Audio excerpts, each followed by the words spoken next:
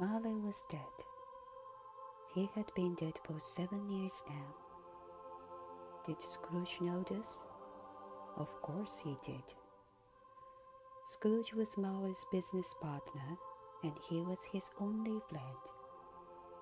He was, after all, the only one, apart from the undertaker, who went to Marley's funeral. What kind of a man was Scrooge then? Well, if you could think of coldest weather or iciest wind, you might be able to imagine the man. The weather itself has no effect on him. Rather, it was a cold inside that froze everything about him. His lips, his nose, his cheeks, his eyes, his voice, especially his voice, as even his walk. And nobody was meaner than Scrooge. Nobody ever stopped him in the street to say, "My dear Scrooge, how are you? When will you come to see me?" Once upon a time, on a Christmas Eve, old Scrooge sat busy in his office. It was cold, nasty weather, and the fog was thick. The city clock has just rung 3, but it was quite dark already. It has not been light all day, and the candles was burning in the windows.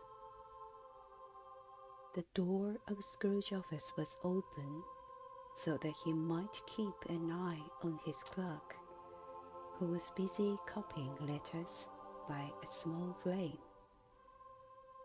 "A Merry Christmas, Uncle," cried a cheerful voice. It was the voice of Scrooge's nephew, a warm and handsome man who had come to invite his uncle to a Christmas party. "Ah," said Scrooge, "Hamburg.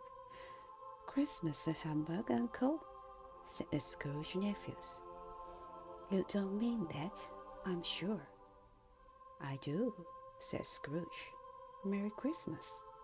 You were too poor to be merry, and you were too rich not to be," said his nephew.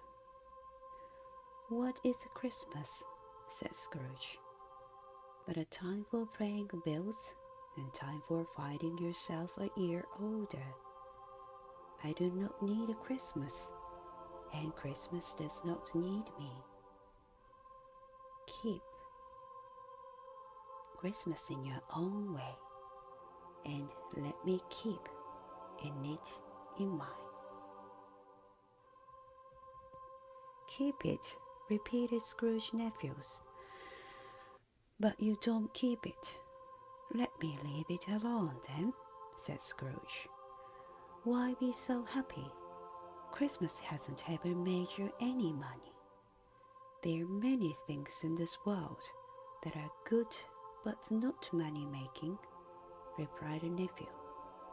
"And Christmas is one of them. It is a kind, forgiving, charitable, a pleasant time. The only time in the year when man and woman open their closed heart and think of others. And so, Uncle, though the Christmases never made me any money, I believe that it has done me good, and will do me good. I say, God bless it." An applause was heard in the next room. "Let me hear another sound from you," barked Scrooge to his clerk, "and you will keep your Christmas by losing your position. Don't be angry, Uncle. Come, has dinner with us tomorrow." "Don't be so foolish," said Scrooge. "Why can you not be happy for one and join us?" asked Scrooge's nephew. "Good afternoon," said Scrooge. "I'm sorry, with all my heart to see you so cold-hearted, but I have made the effort because I believe it worth it, and I will keep my Christmas spirit to the end. So, a Merry Christmas, Uncle. Good afternoon, said Scrooge. A Happy New Year. Good afternoon, repeated Scrooge.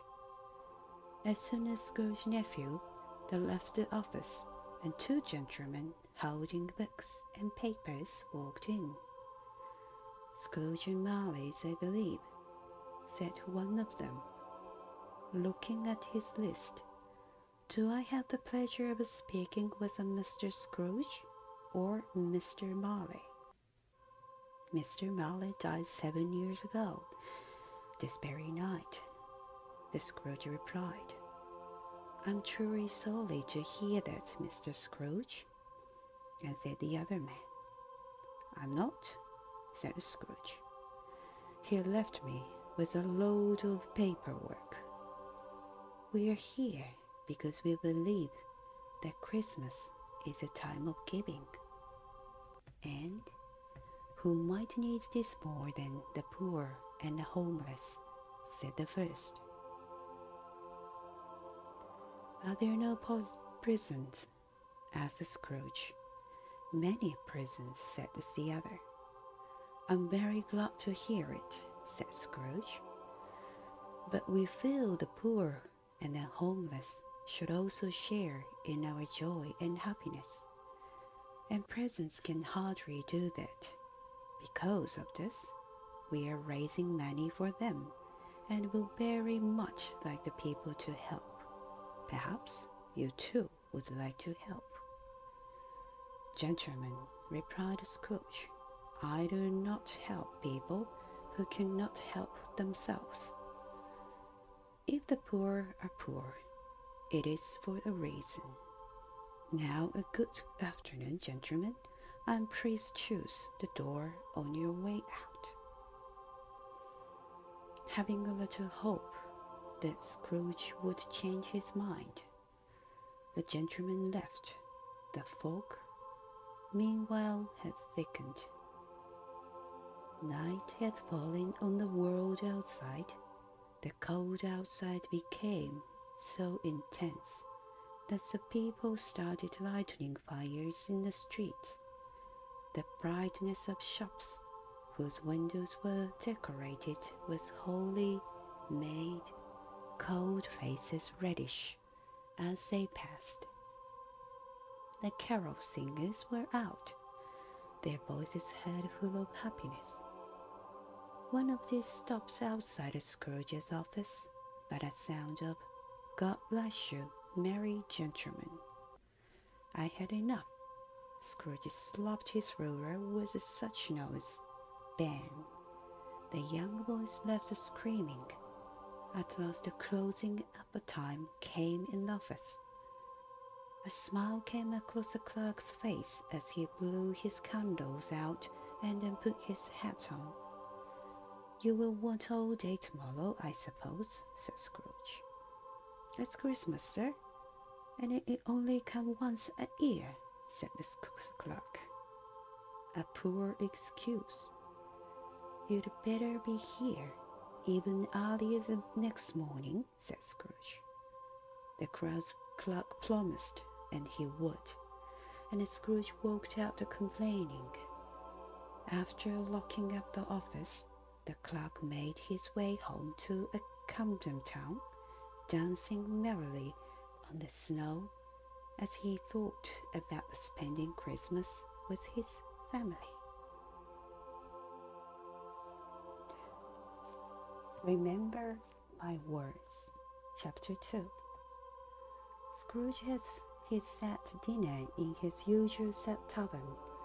Once he had finished it and then read all the papers, he made his way home. Scrooge lived in the same house which had once belonged to Merrily. It was a nasty cold place where no normal person would like to live. Now, you must believe there was nothing very special about the knocker and then hung on the door. except that it was a barely large. You must also believe that Scrooge had seen it, night and day, when he came back from the work, and when he went to work.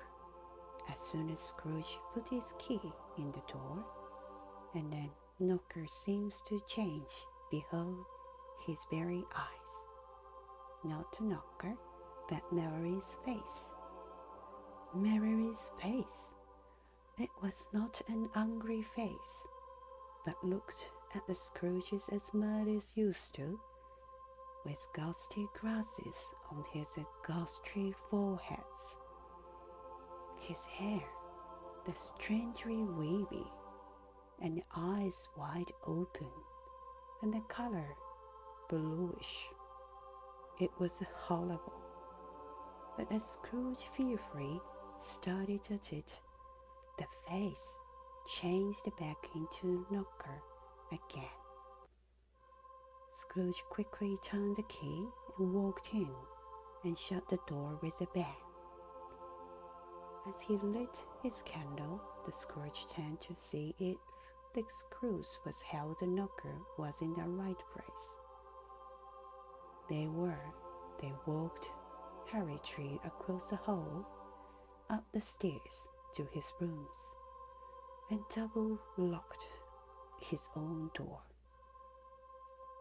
Sitting room, bedroom, all as it should be, nobody under the table, nobody under the sofa, a small fire at the fireplace, spoon and basin ready, and a little saucepan of the porridge on the cooker. No one under the bed, no one in the closet, no one in the dressing gown, which was hanging on the wall. Quite satisfied, Scrooge took off his tie and put on his dress gown and his slippers and his nightcap, and sat down in front of the fire to eat his porridge. He couldn't stop thinking of old Merrily. Hamburg, said Scrooge. He finished.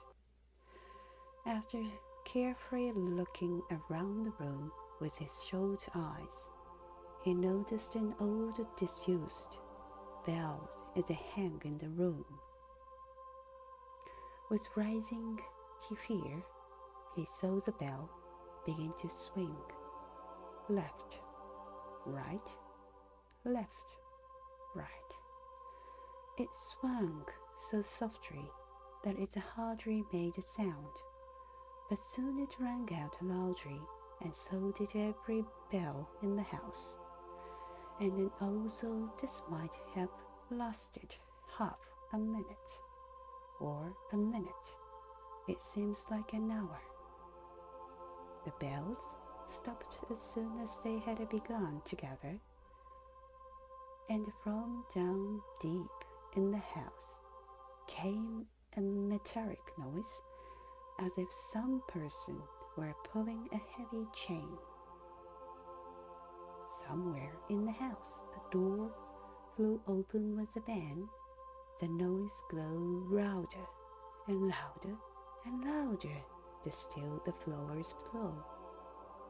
It slowly came up the stairs and was coming straight towards his door. It's Hamburg still, said Scrooge. I won't believe it. The color in his face changed, though, when the ghostly form of the man came through the heavy door and passed into the room before his very eyes. No facing him? I know him, cried Scrooge. Mary's ghost. The same face, the very same, but with the handkerchief wrapped around his head and chin. Mary is a pigtail, usual waistcoat and tight and boots. The chain was, he was pulling the tie around his waist. It was long and made of cash boxes, keys, and steel padlock. His body was transparent. Scrooge could still not believe his eyes, even with Mary's cold eyes fixed on him. "What do you want with me?" said Scrooge. "Much." Mary's voice, no doubt about it. "Who are you?" "Ask me who I was." "Who were you then?" said Scrooge, raising his voice. "There is something familiar with you." "In fire life, I was your partner, Jacob Marley," said the ghost. "You don't believe me in?" "I don't," said Scrooge. "And this spirit of made of the fright fly?" And it shook its chain with such a noise, and Scrooge held on the tight till his clear to save himself and falling. But how much greater was his horror when the spirit, the take of the bandage, the round his head, dropped his jaw upon his chest. The Scrooge fell upon his knee and held hands before his face. "Mercy," he cried. "Oh, why are you haunting me?" "I have come for you," said the ghost. "I have come to warn you." "Warn me? About what?" said Scrooge. "Here, look," said the ghost, pointing to the chain around him. "I made this chain. I made it when I was alive. And I made it from my greed and from my selfishness. Do you not recognize the cash boxes?" "Jacob?" begged Scrooge. "Oh, the Jacob Marley, tell me more, and speak to me of a bright future, Jacob."